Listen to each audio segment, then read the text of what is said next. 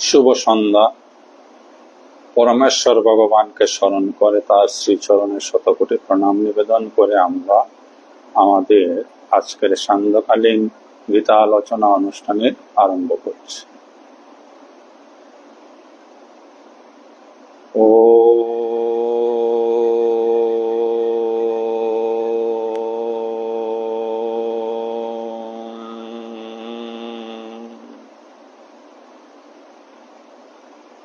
শ্রী পরমাত্মনে নমঃ। আমরা আলোচনা শুরু করব আমাদের স্বরূপ চিন্তনের মাধ্যমে।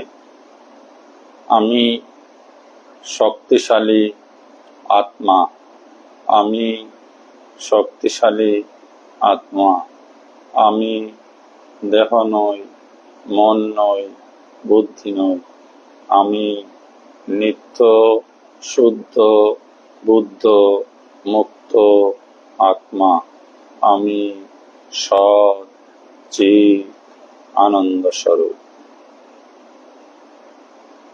গতদিনের ফেসবুক লাইভ অনুষ্ঠানে আমরা শ্রীমদ্ ভগবত গীতার 14 অধ্যায় গুণত্রয় বিভাগ যুগের 6 নম্বর শ্লোকটি পর্যন্ত আলোচনা করেছিলাম। আজ তার পরবর্তী শ্লোক ক্রমসংখ্যা 7 থেকে আমরা আলোচনা শুরু করছি। আসুন দেখি ভগবান শ্রীকৃষ্ণ 7 নম্বর শ্লোকে কি বলছেন। রজো রাগাত্মকম বিদ্ধি, রজো রাগাত্মকম বিদ্ধি তৃষ্ণা সঙ্গ সমুদ্ভবম তৎ তৎ নিবোধান্তি কুন্তেয় কর্ম সঙ্গেন দেহিনাম। রজো মানে রজগুণ, রাগাত্মক, রজগুণ রাগাত্মকম অর্থাৎ রজগুণ রাগাত্মক বা আসক্তিযুক্ত। বিদ্ধি জানবে,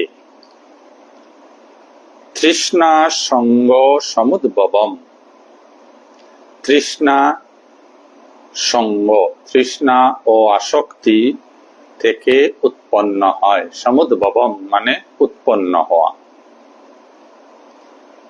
তৎ সেই জন্য,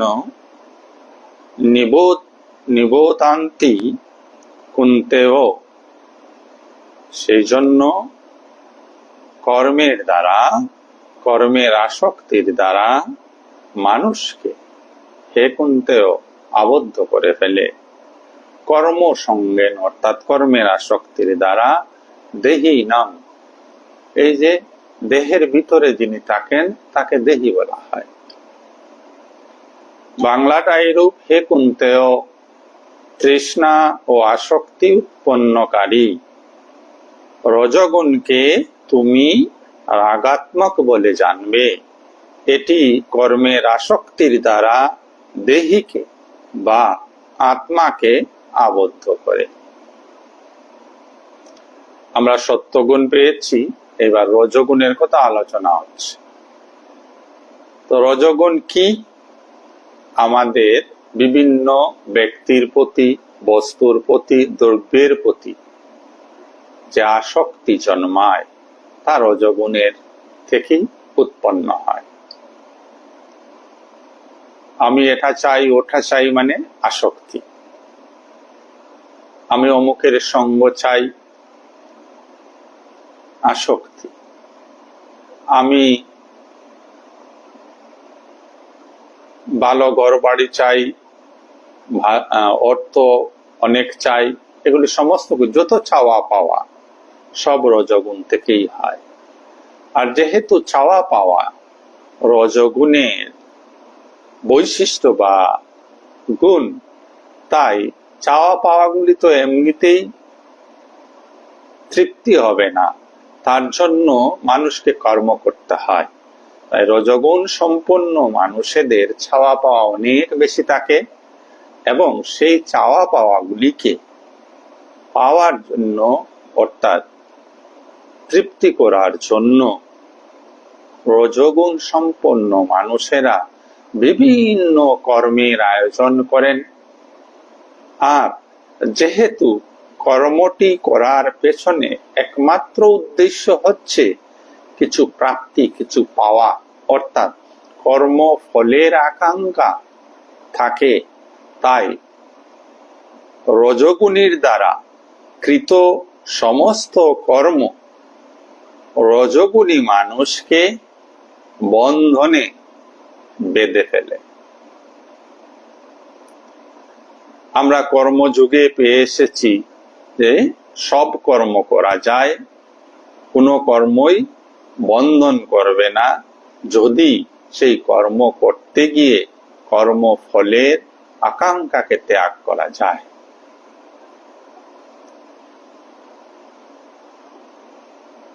আর এখানে আমরা কি দেখছি যে মানুষের মনে যে চাওয়া পাওয়ার বৃত্তিগুলি উঠে, বিভিন্ন আসক্তি জন্মায়, বিভিন্ন তৃষ্ণা জন্মায়, তার একমাত্র কারণ হচ্ছে মানুষটি রজগুণ সম্পন্ন।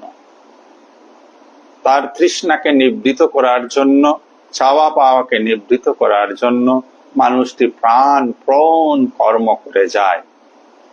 উদ্দেশ্য, তার কর্মের উদ্দেশ্য ফল প্রাপ্তি। কর্মের বিনিময়ে সে কিছু পাবে, যার দ্বারা তার তৃষ্ণা বা তার আকাঙ্ক্ষা বা তার আসক্তিগুলি যেন মিটে যায়। এই উদ্দেশ্য নিয়ে সে কর্ম করে, আর যার ফলে সে প্রচন্ড কর্মগুরে নিমজ্জিত হয় এবং কর্মের জালে ফেসে যায়। তো রজগুণ সম্পন্ন মানুষ বলতেই তারা আসক্তিযুক্ত মানুষ। আর আসক্তি কোথায় হয়? কোনো বস্তুতে, কোনো পদার্থে, কোনো ব্যক্তিতে। যেমন এই ঘড়িটা আছে, একটি বস্তু। এই ঘড়ির প্রতি আমার যে ভালোবাসা, আমার যে প্রীতি, আমি যে ইহাকে চাই, আমি যে আর এইটাকে কেউ যদি একটু নষ্ট করে দেয়, আমি বড় বেদনা পাই, কষ্ট পাই, উত্তেজিত হয়ে উঠি। এই যে আসক্তিগুলি, সে ব্যক্তির ক্ষেত্রেও হতে পারে, বস্তুর ক্ষেত্রেও হতে পারে। ইহাই রজগুণ। আর রজগুণে কর্মের স্পৃহা বেশি থাকবে, যেহেতু মনে অনেক লোভ লালসা আসক্তি রয়েছে, সেগুলো ফুলফিল করতে হবে। আরো গভীর ভাবে যদি আমরা দেখি, যত কর্ম আমরা করি, সে লোকটি রজগুণ সম্পন্নই হোক, তমগুণ সম্পন্নই হোক, আর সত্যগুণ সম্পন্নই হোক, প্রত্যেকটি কর্ম কিন্তু রজগুণের সাহায্যেই কৃত হয়, করা সম্ভব হয়। কিন্তু সত্যগুণী মানুষটি যদি কর্ম করেন এবং ফলের আকাঙ্ক্ষা না করেন, তবে সেই কর্ম তাকে বন্ধন করতে পারে না। কিন্তু কিছুটা সত্যগুণ, রজগুণও আছে এবং পূজা অর্চনার ইত্যাদি কাজে ব্যস্ত হয়ে আছেন, সেক্ষেত্রেও কিন্তু ওই পূজা অর্চনার ঈশ্বরীয় কর্মগুলিও যদি চাওয়া পাওয়ার কিছু আকাঙ্ক্ষা থাকে, তাহলে সেই কর্মগুলিও কিন্তু মানুষের বন্ধনের কারণ। আসক্তি না থাকলে, তৃষ্ণা না থাকলে, কর্মফলের আকাঙ্ক্ষা না থাকলে কোনো কর্মই বন্ধনের কারক হয় না। তাই আমরা কর্মযুগ পেয়ে এসেছি। কর্মযুগেও মুক্তি লাভ হয় যদি কর্মযোগী ফলের আকাঙ্ক্ষা ত্যাগ করে কর্ম করতে থাকেন, তবে তার মুক্তি হবে।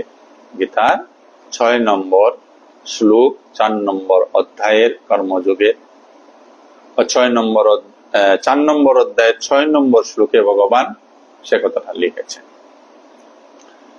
তাহলে আমরা রজগুণ সম্পর্কে জানলাম। এই যে নেকি লাভটা হবে, নিজের মধ্যে এই গুণের কত ক্ষমতা, নিজের মধ্যে এই গুণের কতটুকু প্রভাব, সে বিষয়ে নিজে নিশ্চিত হওয়া এবং রজগুণকে ধীরে ধীরে বশীভূত করা। ইহাই এইসব আলোচনার, গীতা আলোচনার মুখ্য উদ্দেশ্য। তার পরবর্তীতে অর্থাৎ 8 নম্বর শ্লোকে এসে ভগবান বলছেন, তমোস তু অজ্ঞানজম বিদ্ধি মোহনম সর্বদেহিনাম প্রমাদ আলস্য নিদ্রাভি তৎ নিবোধান্তি ভারত। তমগুণ কিন্তু অজ্ঞানজম, অজ্ঞান থেকেই জন্ম হয়, উৎপন্ন হয়। তমগুণ অজ্ঞান থেকে উৎপন্ন হয় বলে জানবে। বিদ্ধি মানে জানা। মোহনম সর্বদেহিনাম, এই সমস্ত দেহকে, জীবাত্মাকে মোহিত করে ফেলে। তাতে কি হয়? প্রমাদ। প্রমাদকারী কারা? প্রমাদকারী তারাই যারা কাজ আছে জেনেও কাজের প্রতি বা কর্মের প্রতি নিষ্ঠাবান হন না, অর্থাৎ কর্তব্যহীনতা তাদের মধ্যে থাকে। তমগুণী মানুষের মধ্যে আলস্য ভাব তাকে, নির্ঝালু তারা। তাই এইসব মানুষেরা যত সব কর্ম করেন, তাদের কর্ম বন্ধনের কারণ। বাংলাটা এইরূপ। হে ভরত বংশোদ্ভব অর্জুন, সমস্ত দেহিগণের মোহগ্রস্তকারী তমগুণকে তুমি অজ্ঞান হতে উৎপন্ন হয় বলে জানবে। এটি প্রমাদ, আলস্য ও নিদ্রার দ্বারা দেহের সঙ্গে নিজের সম্বন্ধ মান্যকারী জীবগণকে আবদ্ধ করে। তো তমগুণীর লক্ষণ কি? তমগুণীর লক্ষণ হচ্ছে সে অজ্ঞানী। অজ্ঞানী বলতে কি? তার মধ্যে ঈশ্বর চেতনা, ঈশ্বর ভাবনা মোটেই নেই, এক। তাই সে অজ্ঞানী। নাম্বার 2, সে খুব প্রমাদকারী হয়। প্রত্যেক মানুষের কর্তব্য কর্ম জ্ঞান বুদ্ধ রয়েছে। তমগুণী মানুষের ক্ষেত্রে কিছুটা আলাদা। কর্তব্য কর্মে তারা সচেষ্ট নন, সর্বদা আলস্য প্রিয়।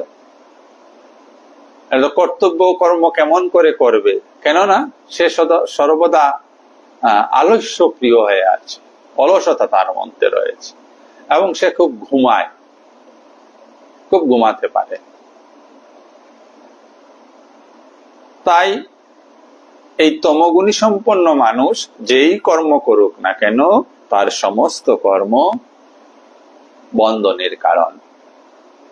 আমাদের মধ্যেও আমরা বিচার করে দেখব যে এই গুণগুলি আমাদের মধ্যে আছে কিনা, প্রমাদ আছে কিনা, নিদ্রা আছে কিনা, অর্থাৎ অতি নিদ্রা বা আলস্য আছে কিনা। যদি থেকে থাকে তাহলে নিজেকে কাঠগড়ায় দাঁড় করিয়ে বলতে হবে যে আমি তমগুণী সম্পন্ন, এবং এই সব গুণগুলিকে, কুগুণগুলিকে জ্ঞান বিচারের সাহায্যে নিজের স্বভাব থেকে অপসারণ করতে হবে।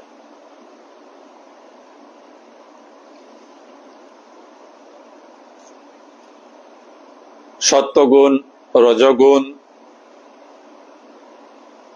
শুধু আসক্তির জন্যই। সত্যগুণে যদি কর্মে আসক্তি থাকে, রজগুণেও যদি কর্মের প্রতি আসক্তি থাকে, তাহলে মানুষ বন্ধন দশা প্রাপ্ত হয়। সত্যগুণী হলেই যে হয়ে গেল তা নয়। যদি কর্মফলের প্রতি আকাঙ্ক্ষা রেখে তিনি কর্ম করেন, তাহলে বন্ধন দশা প্রাপ্ত হবে। রজগুণীর ক্ষেত্রে তো আসক্তি রয়েছেই, কর্মফলের আকাঙ্ক্ষা রয়েছেই, তাই তিনিও সঙ্গ দোষে তার সমস্ত কৃত কর্মর দ্বারা বন্ধন দশা প্রাপ্ত হন। বন্ধন দশা মানে সুখ দুঃখ, মনের দ্বৈত অবস্থা, অস্থিরতা, চঞ্চলতা, উদ্বেগ, হতাশা, উত্তেজনা ইত্যাদি। আর তমগুণ যেহেতু অজ্ঞানের অন্ধকারে আছে, সে তার নিজের স্বরূপকেও জানে না, সে যে আত্মস্বরূপ এই জ্ঞানী নেই। রজগুণী এবং সত্যগুণী মানুষের কিন্তু এই ধারণাটা রয়েছে যে তিনি আত্মস্বরূপ। তমগুণে সেই ধারণাটাও নেই, তাই সে যাই করুক না কেন বন্ধন দশা প্রাপ্ত হবে। তিনটি গুণই প্রকৃতির কার্য, আর প্রকৃতি স্বয়ং এই কার্যগুলি চালিয়ে যাচ্ছেন। জীব আমরা সবাই প্রকৃতির অন্তর্গত, তাই আমাদের মধ্যেও এই গুণগুলির প্রভাব রয়েছে। কিন্তু যেহেতু আমাদের চেতনা রয়েছে, আমরা জেনেছি যে আমি চৈতন্য স্বরূপ, আমি আত্মস্বরূপ, আমি প্রকৃতির অধীনস্থ নই, বরঞ্চ প্রকৃতি আমার অধীনে। এই কথাটাকে ভালো করে যেন আমরা লক্ষ্য রাখি। সাধারণত কি, সাধারণ মানুষের ধারণা কি আমরা সবাই প্রকৃতির অধীন? না।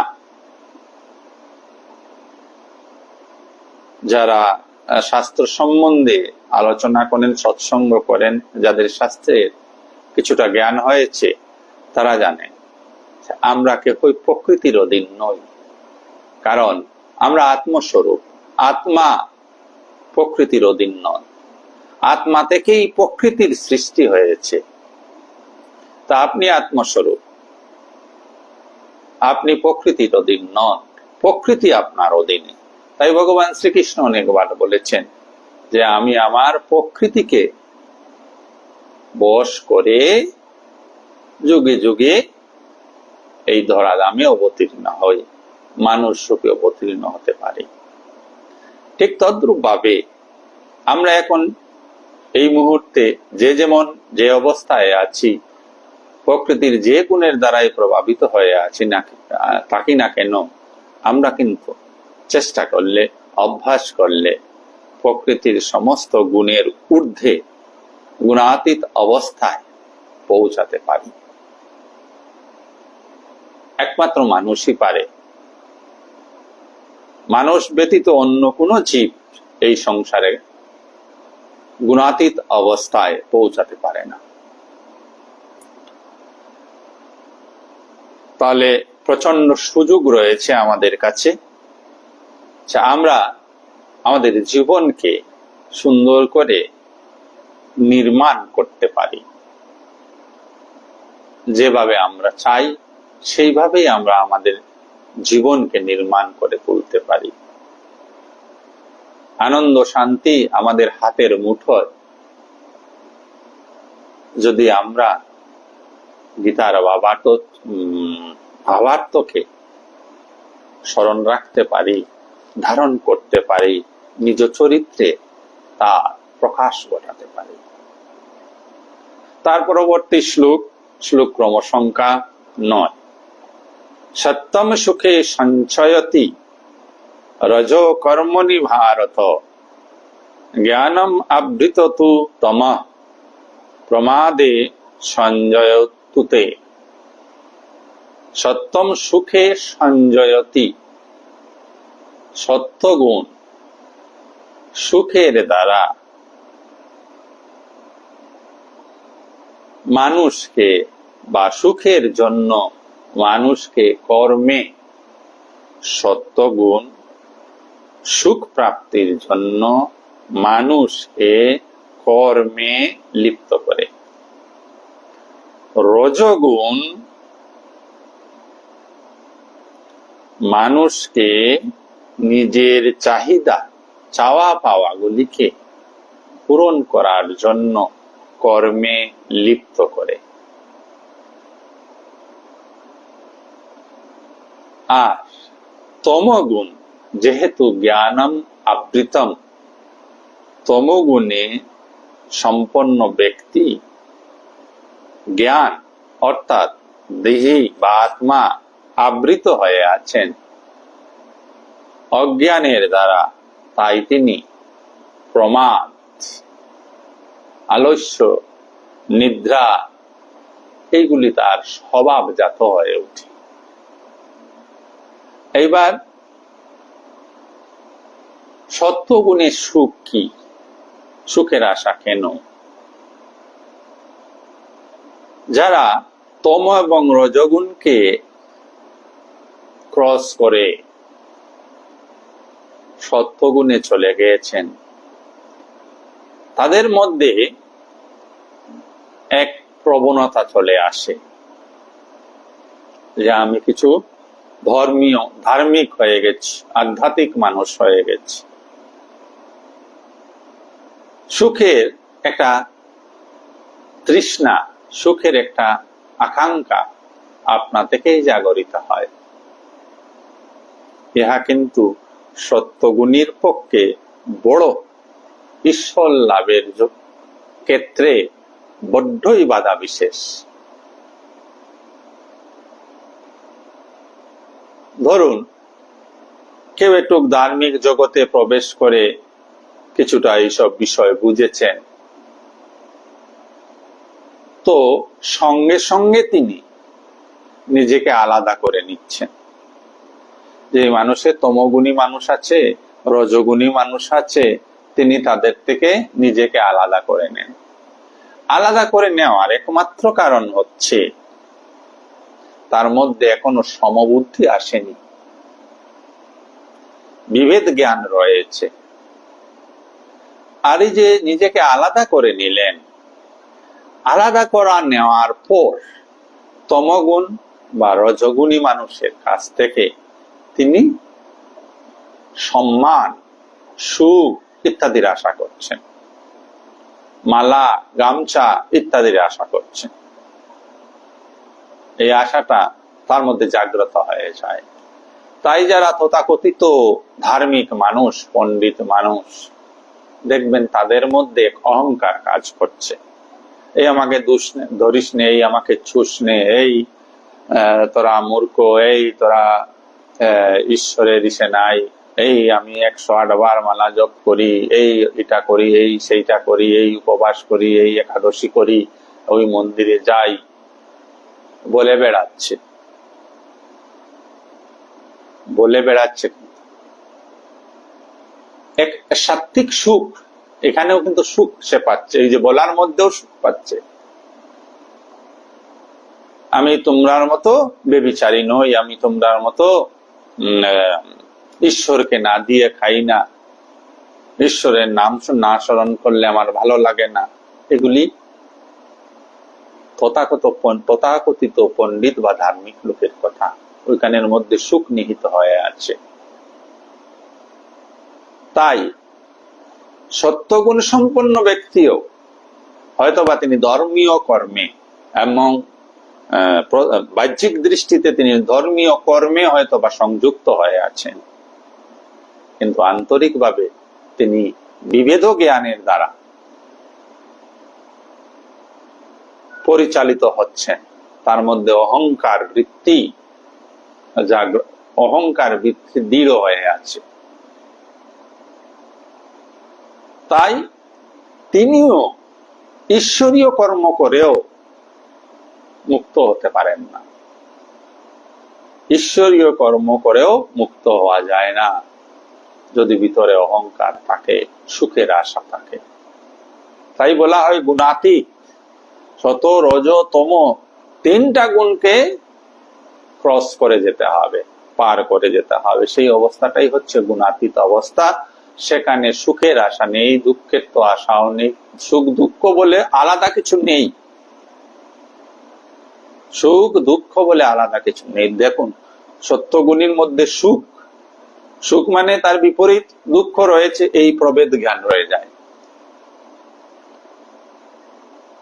দুঃখ কেউ চায় না এই পৃথিবীতে, এমন কোনো মানুষ নেই যে সে দুঃখ চায়।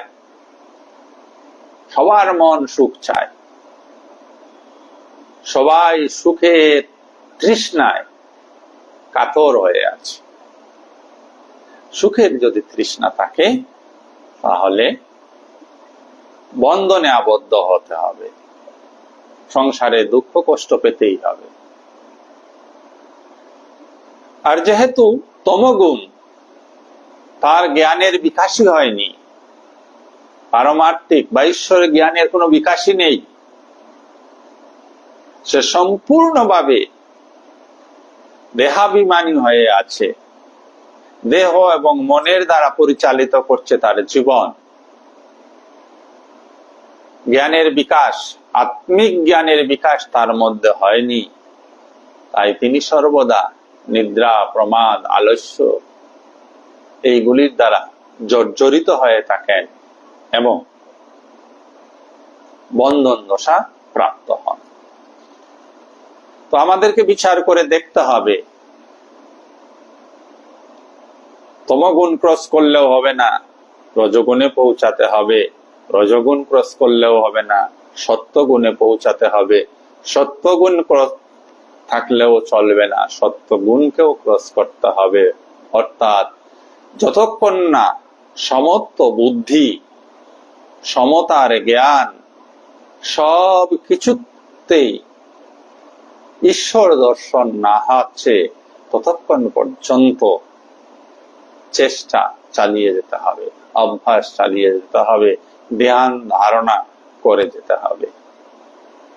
তো একবার বিচার করে দেখুন, কি সাধারণ ঈশ্বরীয় কর্ম নিয়ে আমরা ব্যস্ত হয়ে থাকি, আমরা পূজা টুজা ইত্যাদি ইত্যাদিতে ব্যস্ত হয়ে থাকি, এগুলির দ্বারাও মুক্তি হয় না।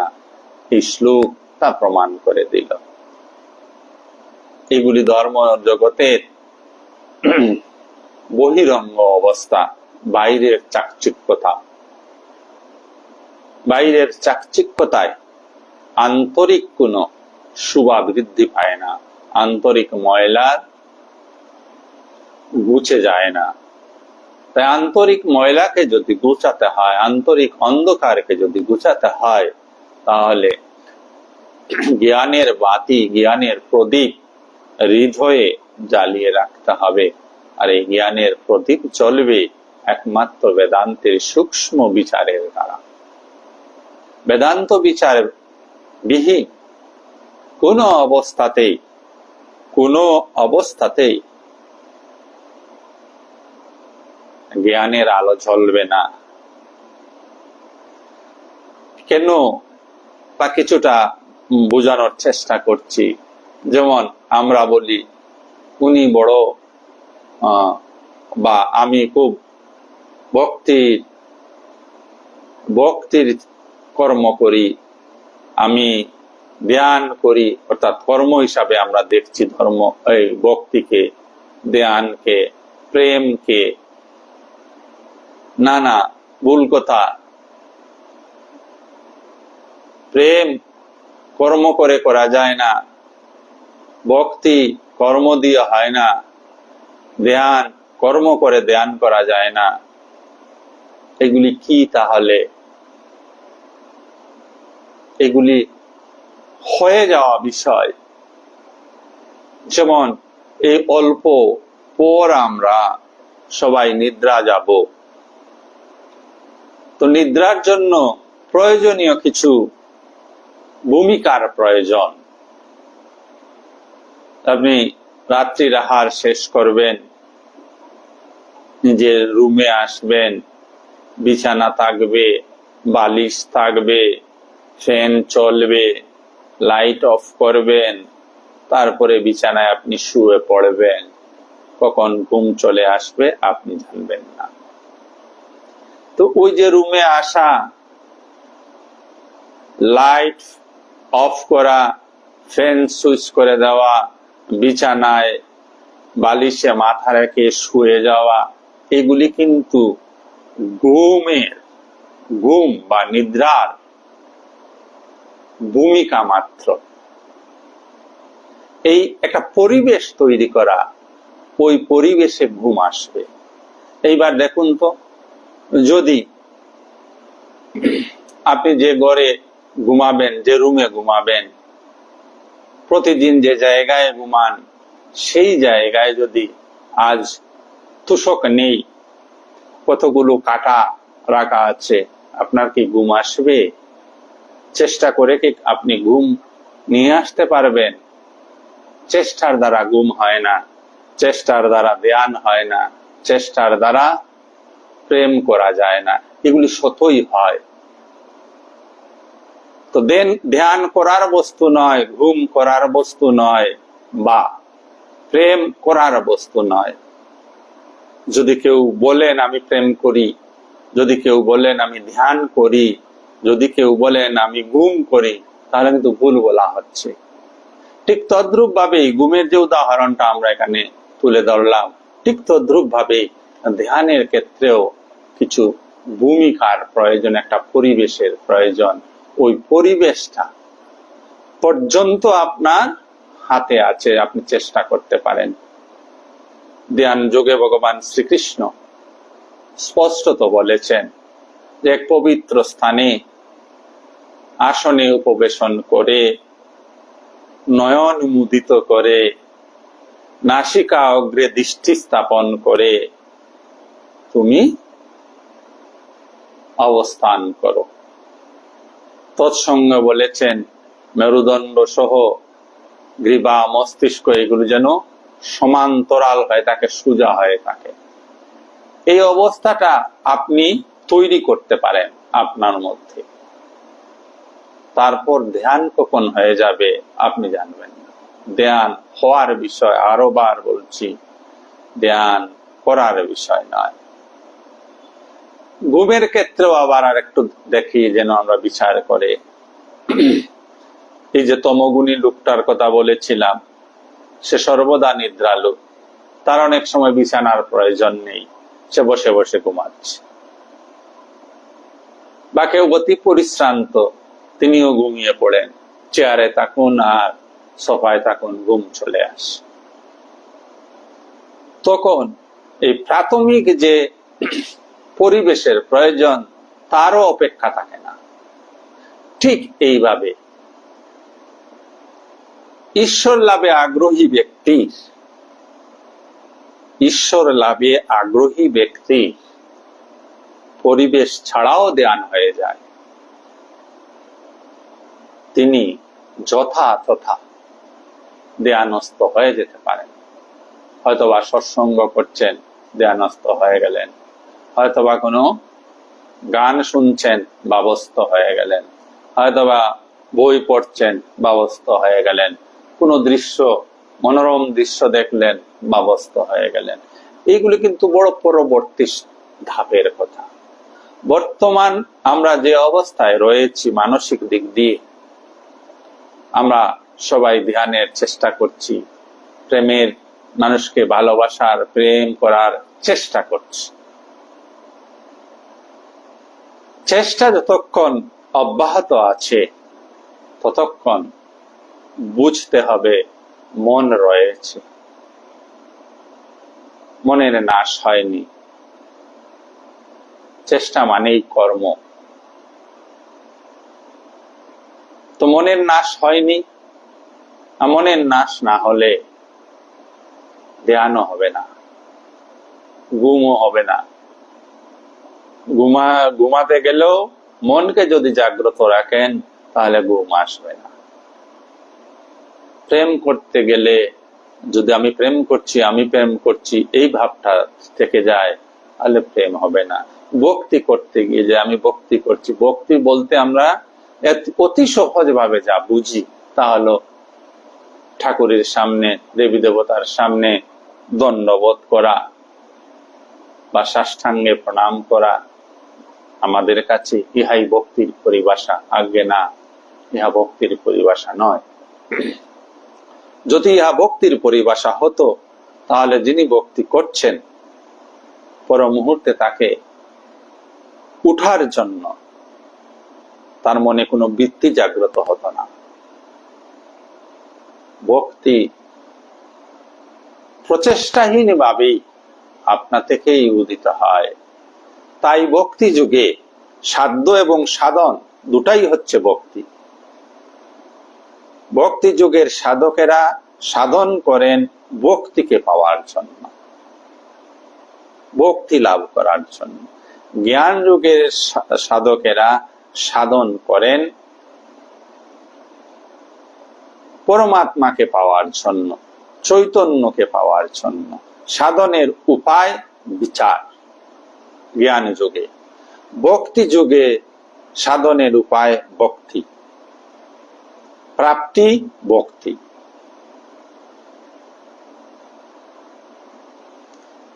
তাই এই যে সত্য গুণে বলা হলো, যিনি সাত্বিক কর্ম করছেন তার মধ্যে সুখের আশা আছে। আর সুখের আশা আছে বলেই হয়তোবা সাত্বিক কর্ম বা ঈশ্বর বিষয়ক কর্ম তার বন্ধনের কারণ হয়ে যায়, তার মধ্যে অহংকার তৈরি হয়ে যায়। তিনি নিজেকে আলাদা করে দেখেন। আবারও বলছি, আমি ধার্মিক হয়ে গেছি, আমি অন্য মানুষ থেকে একটু আলাদা, এই প্রভেদ জ্ঞান, বিভেদ জ্ঞান চলে আসে। অন্যের কাছ থেকে মান সম্মানের আশা চলে আসে, অন্যের কাছ থেকে এক শ্রদ্ধা যুক্ত ব্যবহার আশা করেন তথাকথিত ধার্মিকেরা। এইখানেই তথাকথিত ধার্মিকদের মহাভুল হয়ে যাচ্ছে। এই যে সুখের আশা, এই সুখের আশা তাকে সেই পরম বস্তু লাভে বাধা সৃষ্টি করছে। তাই বলা হয় যে সর্বগুণের অতীত সাধককে পৌঁছাতে হবে, গুণাতীত অবস্থায় যেতে হবে, যেখানে আর প্রভেদ জ্ঞান থাকবে না, ঐক্যের জ্ঞান থাকবে, সমতার জ্ঞান থাকবে, সমবুদ্ধি থাকবে। আসুন তার পরবর্তী শ্লোকটি আমরা একটু দেখে নেই। শ্লোক ক্রমসংখ্যা 10। ভগবান শ্রীকৃষ্ণ বলছেন, রজস তমস চ অভিভূয় সত্যম ভবতি ভারত, রজো সত্যম তমশ্চৈব তমো সত্যম রজঃ তথা। হে ভারত, রজগুণ ও তমগুণকে দমিত করে সত্যগুণ, সত্যগুণ এবং তমগুণকে দমিত করে রজগুণ, এবং তেমনি সত্যগুণ এবং রজগুণকে দমিত করে তমগুণ বৃদ্ধিপ্রাপ্ত হয়। এখানে একটা কথা আমাদের সবাইকে স্মরণ রাখতে হবে। মহাপুরুষ থেকে আরম্ভ করে সাধারণ মানুষ পর্যন্ত প্রত্যেকটি মানুষের মধ্যেই তিনটি গুণ বিদ্যমান, সত, রজ, তমগুণ। প্রভেদ শুধুমাত্র এই গুণের তারতম্যে। যিনি মহাপুরুষ তার মধ্যে সত্যগুণের পরিমাণ বেশি, সত্যগুণের আধিক্যতা বেশি। যদি আমরা শতাংশের হিসাবে, পার্সেন্টেজের হিসাবে একবার বিষয়টাকে বুঝার চেষ্টা করি, তাহলে ধরে নিন সত্যগুণী মানুষটার 80% সত্যগুণ, মানে মহাপুরুষ জনের 80% সত্যগুণ, 15% রজগুণ আছে, 5% তমগুণ আছে। কেন আছে? তমগুণ যদি না থাকে মহাপুরুষজন নিদ্রা যেতে পারবেন না, ঘুমাতে পারবেন না। যেটুকু সময় উনি ঘুমান না কেন, ঘুমানোর জন্য উনাকে তমগুণ উনার মধ্যে থাকতেই হবে। 15% রজগুণ কেন বলা হলো? রজগুণ যদি না থাকে, এই মহাপুরুষজন, সাধু পুরুষজন এই নিত্য নৈমিত্তিক যে কর্ম, খাওয়া দাওয়া, স্নান করা, কথা বলা, হাঁটা, জামা কাপড় পরা, এগুলিও হবে না। এগুলি রজগুণের জন্য হয়। তাই বলা হলো, যিনি সত্যগুণীর অধিকারী তিনি রজগুণ এবং তমগুণকে পরাভূত করে সত্যগুণ তার মধ্যে 80% বৃদ্ধি করে নিয়েছেন। আর যিনি রজগুণী তার মধ্যে 80% রজগুণ, 15% সত্যগুণ, 5% তমগুণ। তাই তিনি রজগুণী সম্পন্ন। তাই তার সময় নাই। তাকে যদি জিজ্ঞাসা করেন, মশাই এখানে সৎসঙ্গে যাবে না? সময় নাই আমার, এত কাজ। তিনি সর্বদা কর্মচঞ্চল থাকেন। তার অনেক অনেক চাওয়া পাওয়া থাকে, জাগতিক চাওয়া পাওয়া। আর তাই তিনি সত্যগুণ এবং তমগুণকে পরাভূত করে রজগুণে স্থিত হয়েছে। আর যিনি তমগুণী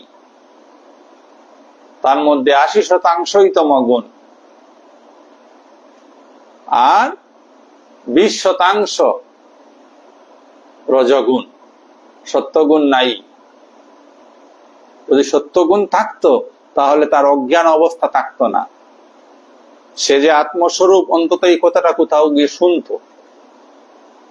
এই কথাটাও সে শুনেনি, শুনলেও কানে ঢুকায়নি, কানে ঢুকালেও তা নিয়ে মনন করেনি, বিচার করেনি। সে সর্বদা নিজেকে দেহ ভাবছে, আমি এই দেহ। তাহলে দুইটি গুণকে দমন করে একটি গুণ বৃদ্ধি প্রাপ্ত হয়। আর যে গুণটি যে মানুষের মধ্যে অধিক থাকে সেই মানুষটি সেই গুণের অধিকারী হয় এবং সেই গুণটি সেই মানুষকে সেই ধরনের কর্মে প্রবৃত্ত করে এবং এই গুণজনিত কর্মের দ্বারা তিনি আবদ্ধ হন। সত্যগুণী মানুষ সত্যগুণী কর্ম করছেন, তার সুখের আশা আছে, বিভেদ জ্ঞান আছে, তাই তিনি যেই কর্ম করছেন সেই কর্মের দ্বারা আবদ্ধ হয়ে যাচ্ছেন।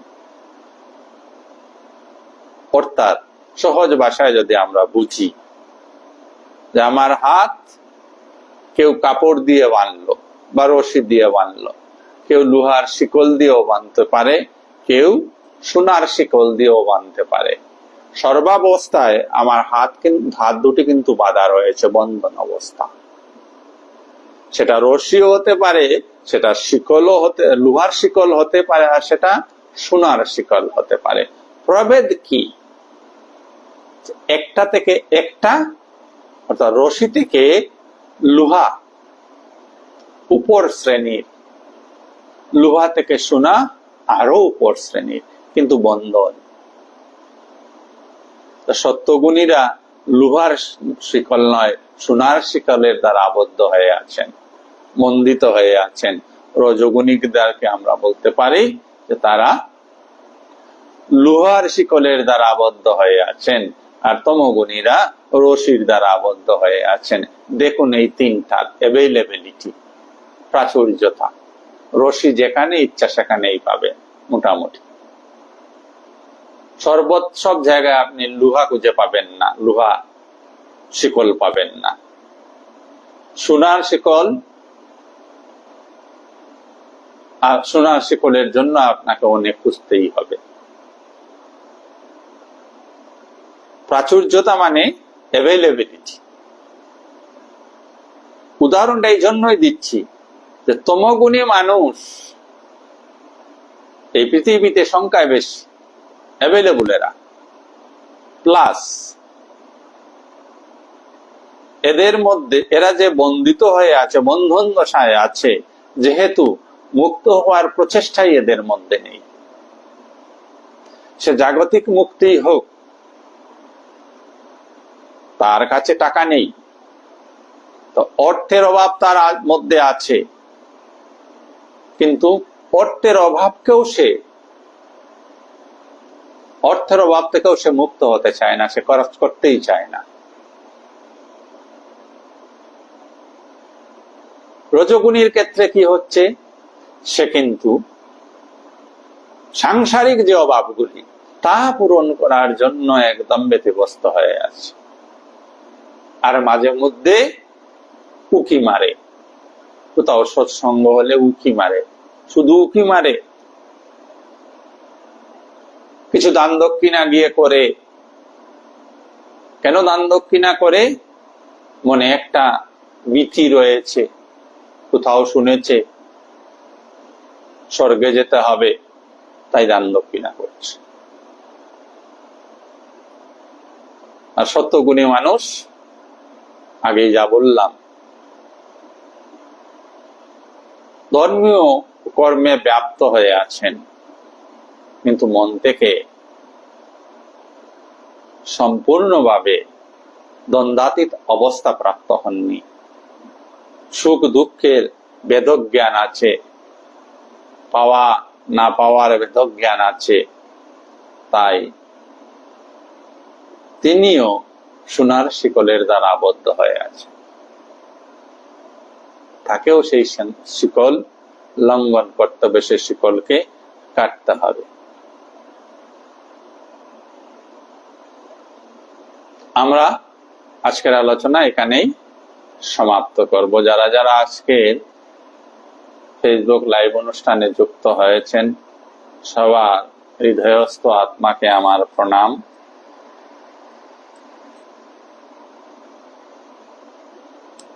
আমরা আলোচনা এখানেই সমাপ্ত করব।